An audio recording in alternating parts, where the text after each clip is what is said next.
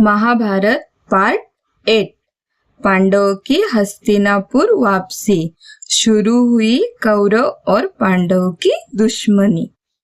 One में कई वर्षों तक रहने के बाद एक दिन ऐसा आया जिसने पांडवों की जिंदगी हमेशा के लिए बदल दी।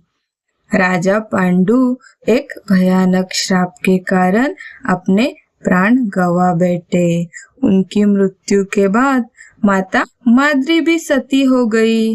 अब पांचों पांडवों की जिम्मेदारी अकेले माता कुंती पर आ गई।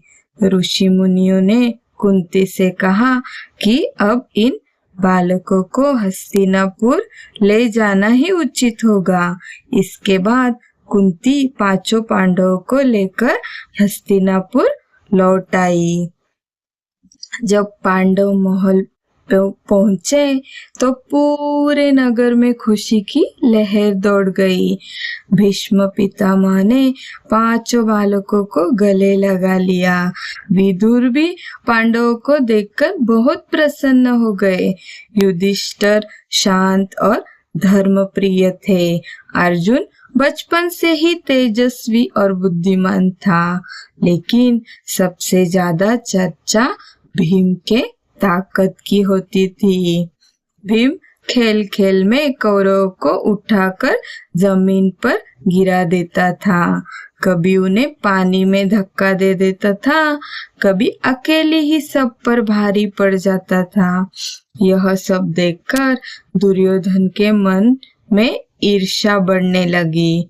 उसे लगने लगा कि यदि पांडव ऐसे ही शक्तिशाली बनते गए तो भविष्य में हस्तिनापुर का सिंहासन उससे छीन जाएगा। धीरे धीरे मामा शकुनी ने भी दुर्योधन के मन में नफरत भरना शुरू कर दी। एक दिन दुर्योधन ने भीम को खत्म करने की योजना बनाई। अपने भीम को प्रेम से भोजन के लिए बुलाया और उसके खाने में विष मिला दिया। भोजन खाते ही भीम बेहोश हो गया। रात में दुर्योधन और उसके भाइयों ने भीम को बांधकर गंगा नदी में फेंक दिया, लेकिन भाग्य को कुछ और ही मंजूर था। भीम नदी के रास्ते नागलोक पहुंच गया। वहां नागराज वासुकी ने उसे बचाया और दिव्य शक्ति प्रदान की।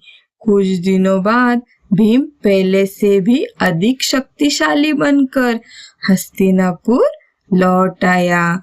उसे जीवित देखकर दुर्योधन हैरान रह गया। अब कौरव और पांडवों के बीच दुश्मनी की आग पूरी तरह भड़क चुकी थी।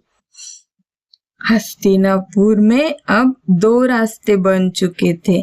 एक तरफ धर्म और सत्य के मार्ग पर चलने वाले पांडव और दूसरी तरफ ईर्ष्या और षड्यंत्र से भरे कौरव। किसी को पता नहीं था दुश्मनी आगे चल के महाभारत के सबसे बड़े युद्ध का कारण बनेगी।